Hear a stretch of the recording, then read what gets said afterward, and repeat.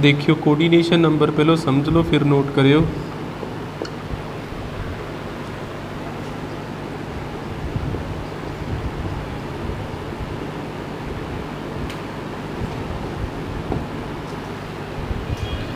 इन्हां चों पछाण आ जाया करूगी। हुण सेंट्रल मैटल एटम इहनूं कहंदे ना, जिहड़ा कंपलैक्स दे विच हुंदा square bracket they which central metal atom, ते इहदे नाल आ डोनर आ जिन्हों कहांगे आपां लिगेंड।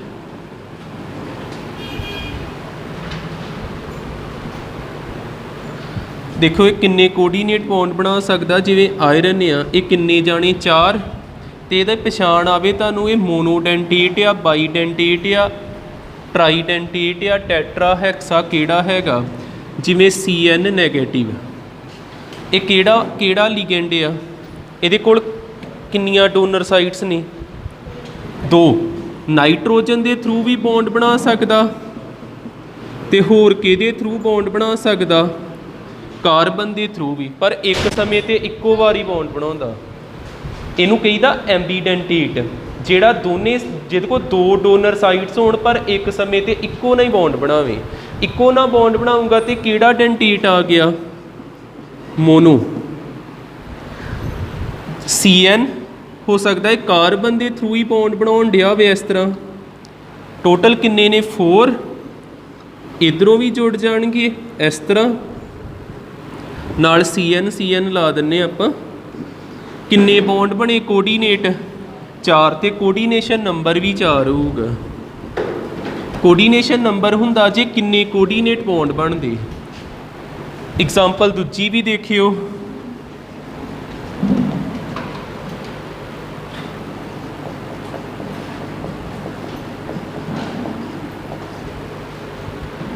दसो इहदा बिना डायग्राम बनाए कोऑर्डिनेशन बॉन्ड किन्ना होगा।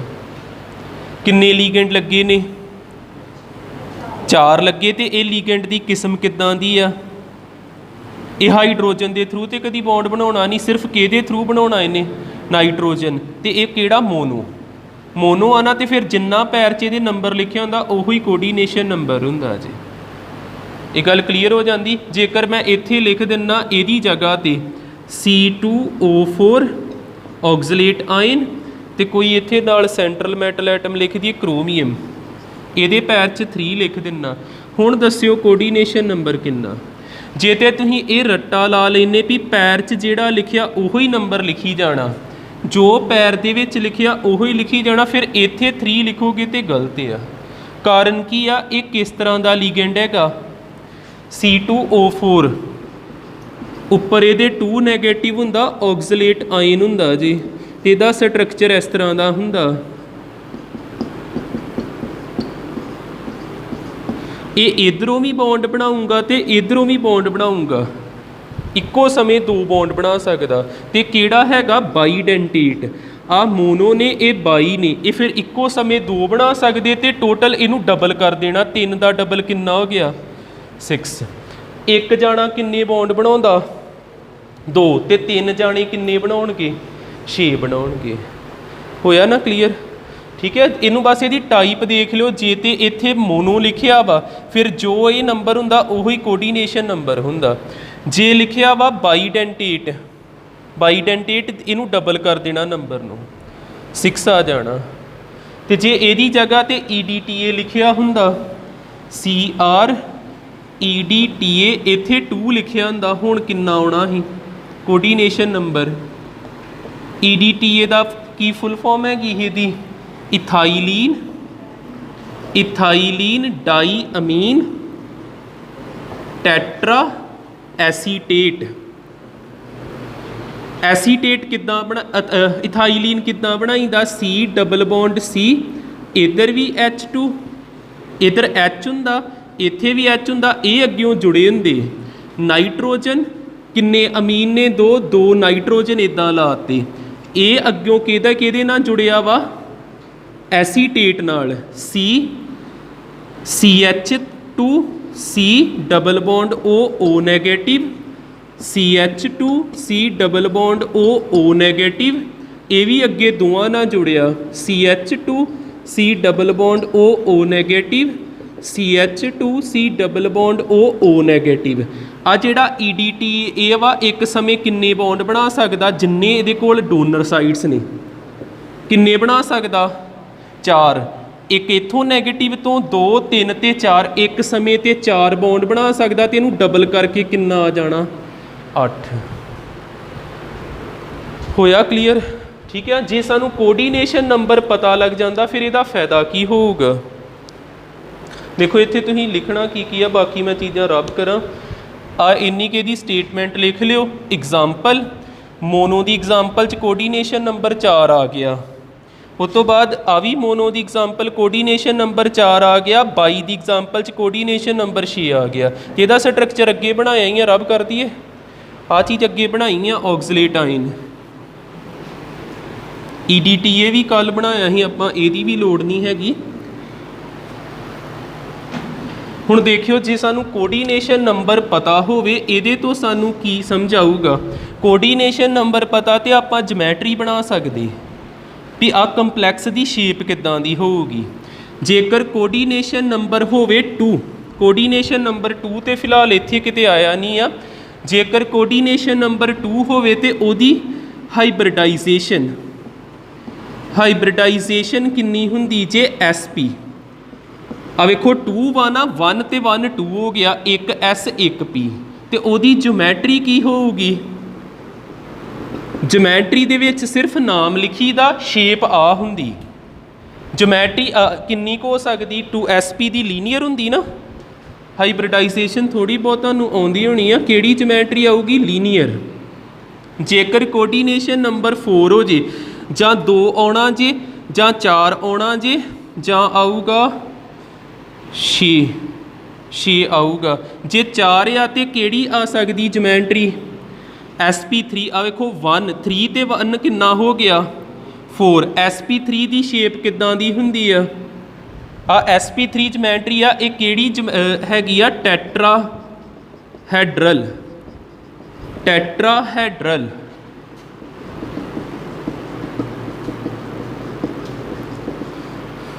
समझ लगन दियां गल्लां? तो जे आ वेखो 4 नूं मैं इदां भी तो लिख ही सकदा ही D2SP 2 1 3 ते 1 4। ये भी हाइब्रिडाइजेशन की टाइप ही हुंदी है। तो इस जदों इदां दी हाइब्रिडाइजेशन होवे उदों ज्योमैट्री हुंदी जे स्केयर प्लेनर।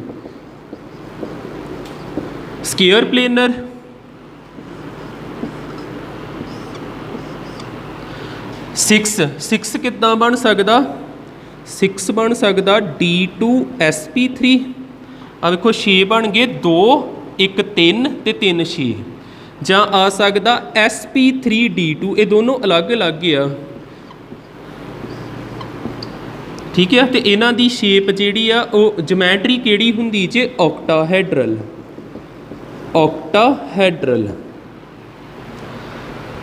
कोआर्डिनेशन नंबर का की फायदा होगा? टेबल तो क्लीयर हो जाऊगा। जे सानू कोआर्डिनेशन नंबर पता, सानू किहड़ी चीज़ पता लग जानी? हाइब्रिडाइजेशन। तो फिर आप ज्योमैट्री उहदी बना सकते। ये बना देखांगे। फिलहाल टेबल बना लो।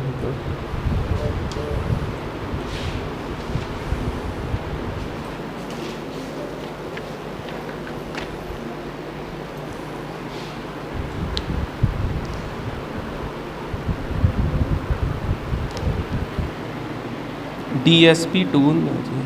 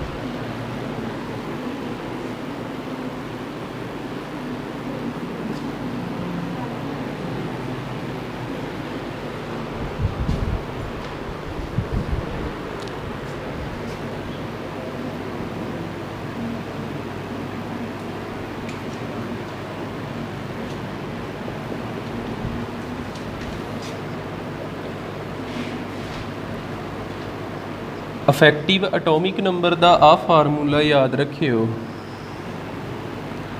Z ਦਾ ਮਤਲਬ ਜੀ ਐਟੋਮਿਕ ਨੰਬਰ।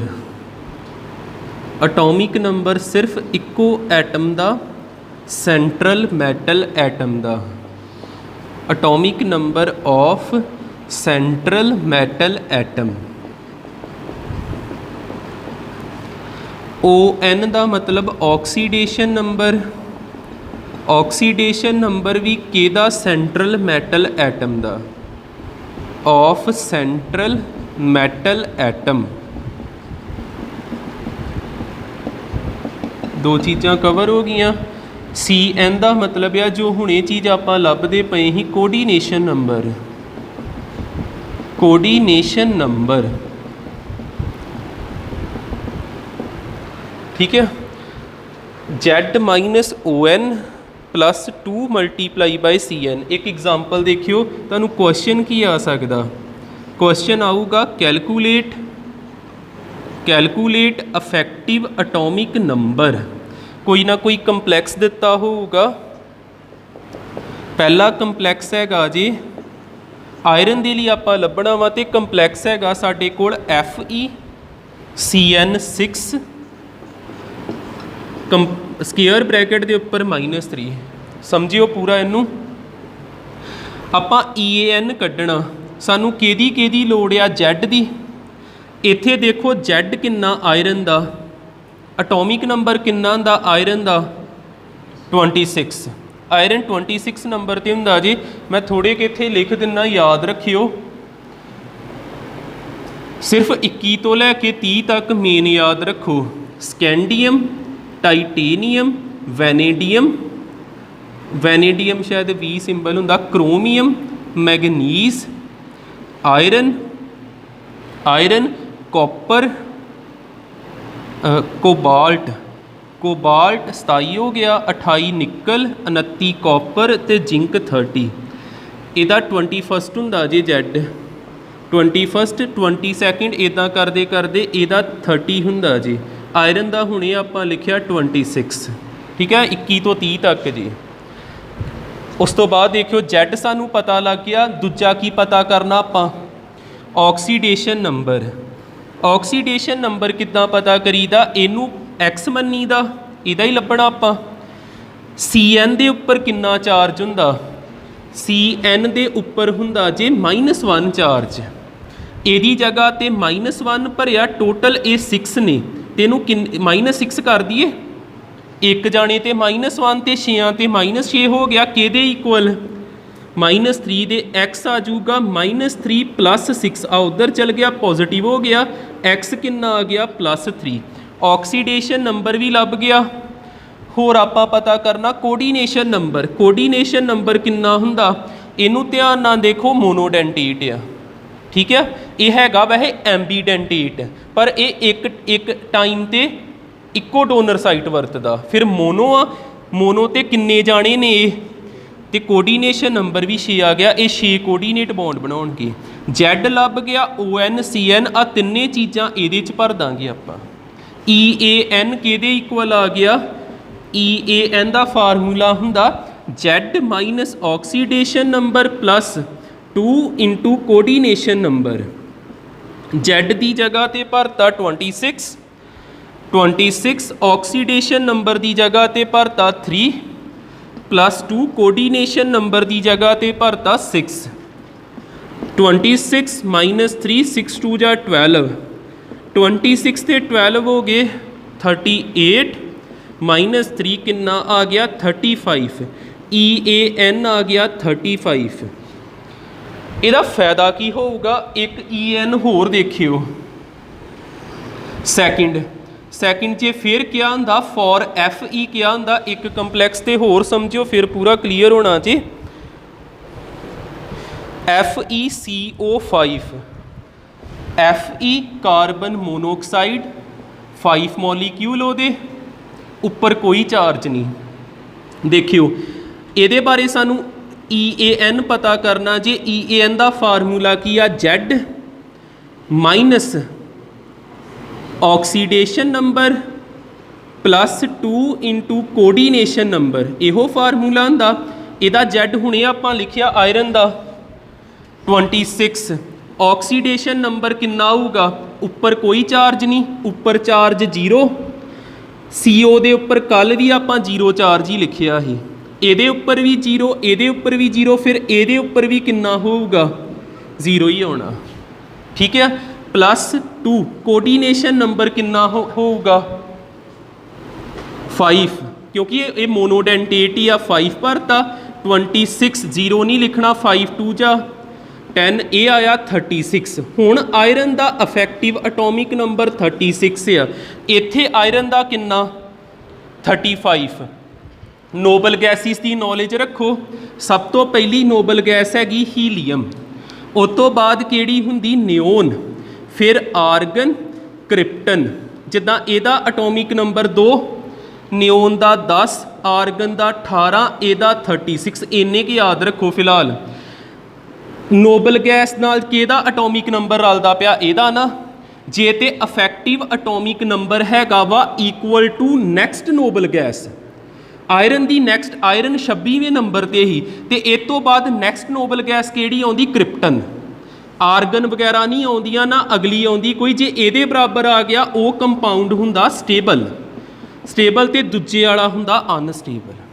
जे पुछया जाए ये कंपलैक्स स्टेबल आ कि आह वाला कंपलैक्स स्टेबल आ, ये स्टेबल आ क्योंकि इत्थे अफेक्टिव एटॉमिक नंबर किहदे बराबर आया, नोबल गैस के बराबर आया। लग गया पूरा पता? ठीक है, इन्हें सिर्फ स्टेबिलिटी दसनी जी, gives the stability of complex, stability of complex कर लो नोट।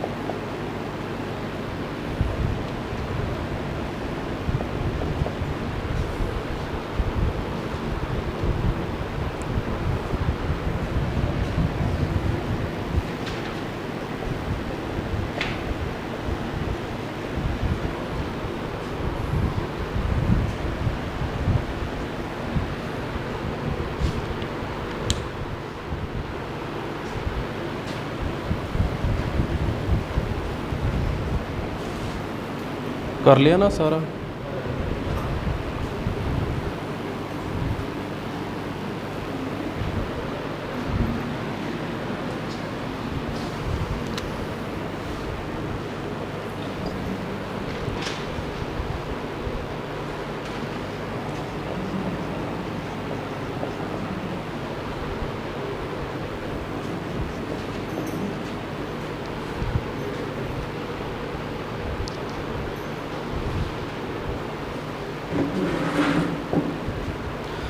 ਕੈਮਿਸਟਰੀ ਦੀ ਬੁੱਕ ਹੈਗੀ ਤੁਹਾਡੇ ਕੋਲ? ਉੱਤੇ ਨਾ ਪੀਰੀਓਡਿਕ ਟੇਬਲ ਖੋਲ ਲਿਓ ਇੱਕ ਵਾਰ।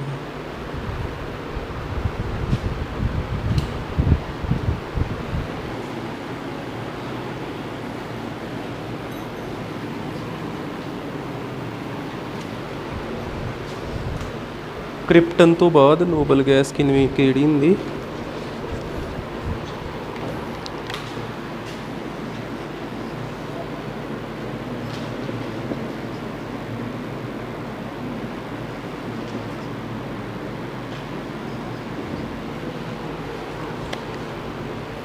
आ भी 2 लिख लियो नोबल गैसिस, फिर पूरा क्लीयर हो जाएगा।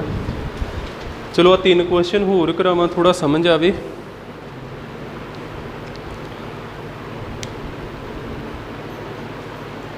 रुको हुण लिखियो ना, समझियो पूरा। इन्हां चों EN पता करिए। EN दा फार्मूला लिखिया आपां, की फार्मूला वा? पहलों एटॉमिक नंबर लिखी दा, फिर माइनस पा के ऑक्सीडेशन नंबर लिखी दा, फिर प्लस पा के डबल कोऑर्डिनेशन नंबर लिखी दा। एटॉमिक नंबर कॉपर का तुहानूं दस्सिया किन्ना वा? 29। कॉपर हैगा 29, इत्थे Z भरता 29 माइनस ऑक्सीडेशन नंबर किद्दां पता करीदा? तुहानूं आ चीज़ कल भी कीती शायद। SO4 दे उपर -2 हुंदा ते इहदे उपर +2 होऊगा। NH3 का चार्ज किन्ना हुंदा? याद रखो जिहड़ियां चीज़ां रिपीट हुंदियां पईयां। अज आपां CN दे उपर चार्ज याद रखिया -1, CO दे उपर चार्ज किन्ना? 0, NH3 दे उपर भी 0 हुंदा, वाटर दे उपर भी 0 हुंदा। हुण इत्थे NH3 आउंदा, इहदे उपर चार्ज किन्ना हैगा? 0। बचिया किहड़ा? कॉपर। कॉपर नूं आ पूरे दा पूरा +2 मिल जाना। ठीक है, कॉपर दे उपर चार्ज किन्ना आया? +2। ये गल समझ लग जाती कि दोबारा दसदा? आ चार्ज पता लग जाता? नहीं लगता?